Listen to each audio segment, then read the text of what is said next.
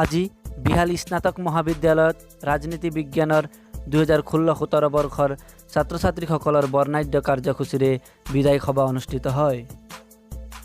সভাখনৰ সভাপতিত্ব কৰে বিহাল স্নাতক মহাবিদ্যালয়ৰ উপাধ্যক্ষ তথা ৰাজনীতি বিজ্ঞানৰ মুৰব্বী অধ্যাপক ৰমেন বৰা ছাৰে। লগতে সভাত উপস্থিত থাকে মহাবিদ্যালয়ৰ শ্ৰদ্ধাৰ বিভিন্ন বিভাগৰ অধ্যাপক অধ্যাপিকা। সভাৰ উদ্দেশ্য ব্যাখ্যা আগবঢ়াই চতুৰ্থ ষান্মাসিকৰ ছাত্ৰ বিজয় ছেত্ৰীয়ে বিদায়ী ছাত্ৰ ছাত্ৰীসকলৰ উজ্জ্বল ভৱিষ্যত কামনাৰে ভাষণ আগবঢ়াই ইংৰাজী বিভাগৰ মুৰব্বী অধ্যাপক বিনোদ সুবেদী ছাৰে। বিদায়ী ছাত্ৰ ছাত্ৰীসকলৰ উদ্দেশ্যে ভাষণ আগবঢ়াই শিক্ষা বিভাগৰ মুৰব্বী অধ্যাপক ডক্টৰ বিজয় মণ্ডল ছাৰে। ঠিক সেইদৰে বুৰঞ্জী বিভাগৰ অধ্যাপক ডক্টৰ সঞ্জীৱ ছেত্ৰী ছাৰে বিদায়ী ছাত্ৰ ছাত্ৰীসকলৰ উদ্দেশ্যে ভাষণ আগবঢ়ায়। ৰাজনীতি বিজ্ঞানৰ অন্যতম অধ্যাপক বিভূতিনাথ ছাৰে বিদায়ী ছাত্ৰ ছাত্ৰীসকলৰ উদ্দেশ্যে ভাষণ আগবঢ়ায়। বিহাল স্নাতক মহাবিদ্যালয়ৰ ৰাজনীতি বিজ্ঞান বিভাগ 2016 চনৰ যিটো বেষ্ট আছিলে সেই বেষ্টটোৰ আজি বিদায়ী সভা। গতিকে বিদায়ী সভাৰ লগত সংগতি মনত দুখো বহুত লাগিছে আৰু আনন্দও বহুত। ভিতৰত দেখিব পাইছে আপোনালোকে কেনেদৰে আমাৰ ডান্স হৈ আছে, ইয়াত দেখাই এনেকৈ আমাৰ ডান্স হৈ আছে চব দেখাবৰ কাৰণে।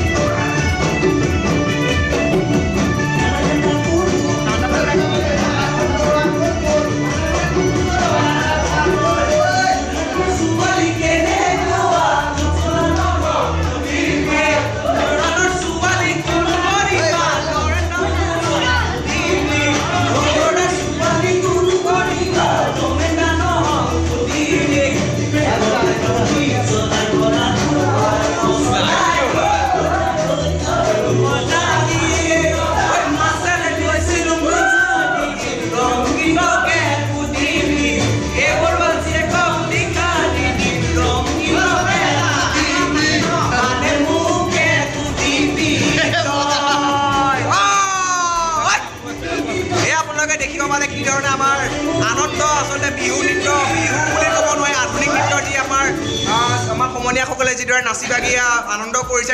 দুখৰ দিনৰ মাজতো আজি আনন্দ দেখিবলৈ আচলতে ভাগ্যৰে কথা এনেকৈ আনন্দ দেখিবৰ কাৰণে। এয়া আপোনালোকে আকৌ উপভোগ কৰক। আপোনালোকে দেখিব পাইছে কিদৰে আমাৰ জুনিয়ৰ আৰু ছিনিয়ৰ্ছে মিলি পেলাই কেনেদৰে আমি নৃত্য প্ৰদৰ্শন কৰি আছোঁ। ছিনিয়ৰ্ছ বুলি ক'ব নহয়, আমি এটা ফেমিলিৰ মানুহ হয়। সেই ফেমিলিয়ে কি ধুনীয়াকৈ নৃত্য কৰি আছে দেখাব বিচাৰিছোঁ আপোনালোকক।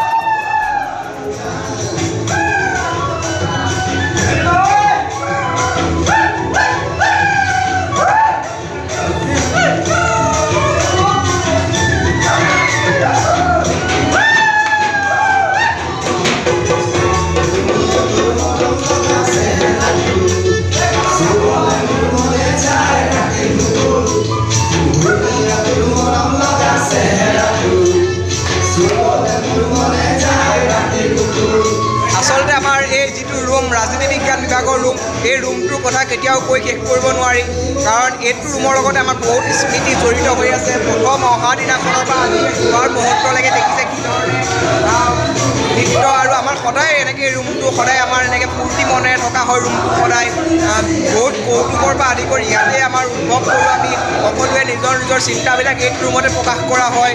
এই ৰুমটোৰ পৰাই আমাৰ জীৱনৰ হয়তো বহুতৰ গতিপথ সলনি হ'ব এই ৰুমৰ পৰাই। আৰু আশা কৰিছোঁ সকলোৱে ধুনীয়া এটা সুন্দৰ জীৱন উপভোগ কৰিবলৈ লাভ কৰে। এইটো কৈ মোৰ ৰাজনীতি বিষয় বুলি ক'লে ৰাজনীতি বিজ্ঞান আমি চবেই জানো যে পলিটিক্স বুলি কয়, কিন্তু একচুৱেলি আমি আজিহে গম পাইছোঁ যে পলিটিক্সে অকলে নহয়, আমি চব অসমীয়া সংস্কৃতিলৈ আমি আগবাঢ়িছোঁ। পলিটিক্সৰ জেগাত থাকে। আমি এতিয়া আজি ফেয়াৰৱেল আমাৰ তিনি বছৰীয়া যি আমাৰ শিক্ষা আমি ইয়াতে বিহালী স্নাতক মহাবিদ্যালয়ত গ্ৰহণ কৰিলোঁ, আৰু আজি সমাপ্তি দিন বুলি ক'ব লাগিব। কিন্তু আমি সমাপ্তি দিন আমাৰ নহয়, আনুষ্ঠানিকভাৱে আজি কলেজৰ পৰা আমাক বিদায় দিছে, হ'লেও আমি বিদায় যেন অনুভৱ হোৱা নাই। আমি চবেই লগ সমনীয়াৰ লগত একগোট হৈ আমি হুঁচৰি মৰাৰ নিচিনা আমি ছাৰসকলৰ লগত নাচ গান কৰিছোঁ। এতিয়া আমাক আপোনালোকে দেখিছে ঢোল মাদল লৈ আমি চবেই একেলগে নাচিছোঁ, বহুত ফূৰ্তি লাগিছে। আৰু এনেকুৱা মুমেণ্ট চবেই এনজয় কৰক এইটোৱে বিচাৰোঁ, যিহেতু বিহালী ডিগ্ৰী কলেজ বিষয় অলপ কোৱা। কি ক'ম এই মহাবিদ্যালয়খনৰ বিষয়েতো কৈ পেলাই শেষ কৰিব নোৱাৰি মানে ইমানখিনি অভিজ্ঞতা আৰু স্মৃতি লৈ গৈ আছোঁ বিশেষকৈ এনেকুৱা ফ্ৰেছ পাইপলাইন দেখি আৰু আজীৱন আমাৰ এই বন্ধুত্ব থাকিব। মই আগন্তুক দিনত আহিবলগীয়া বিহালী স্নাতক মহাবিদ্যালয় আহিবলগীয়া ছাত্ৰ ছাত্ৰীসকলক এটা কথা ক'ব বিচাৰিছোঁ বহুতে মানে তোমালোকক কাটাৰ ওপৰত ক'ব পাৰে যে এইখন মহাবিদ্যালয়লৈ গৈ পেলাই কি কৰিবি একো ইমান বিল্ডিঙে নাই কিবা নাই সেইবিলাক ক'ব পাৰে কিন্তু তোমালোকে এবাৰ আহি পেলাই বিহালী স্নাতক মহাবিদ্যালয়ত নাম ভৰ্তি কৰি চোৱা তাৰপিছত 3 বছৰ তোমালোকে থকা সেই 3 বছৰত তোমালোকে এই মহাবিদ্যালয়খন এৰি পেলাই যাবলৈ মন নোযোৱা হ'ব এনেকুৱা এটা পৰিৱেশ পাবা তোমালোকে শিক্ষক শিক্ষয়িত্ৰীৰ লগৰ পৰা আদি কৰি গোটেই যিখিনি ফ্ৰেণ্ড চাৰ্কেল পাবা সেইখিনি কেতিয়াও তোমালোকে হ'লেও লাইফত কেতিয়াও হয়তো নাপাবা এইখিনিয়ে মই ক'ব বিচাৰিছোঁ যাতে তোমালোক বিহালী স্নাতক মহাবিদ্যালয় কোনোবাই যদি বেয়াকৈও কয় তুমি দুটা কথা বেয়াকৈ কোৱাজনক ধুনীয়াকৈ বুজাই পেলাই মানে তেওঁ যদি ছাত্ৰ ছাত্ৰী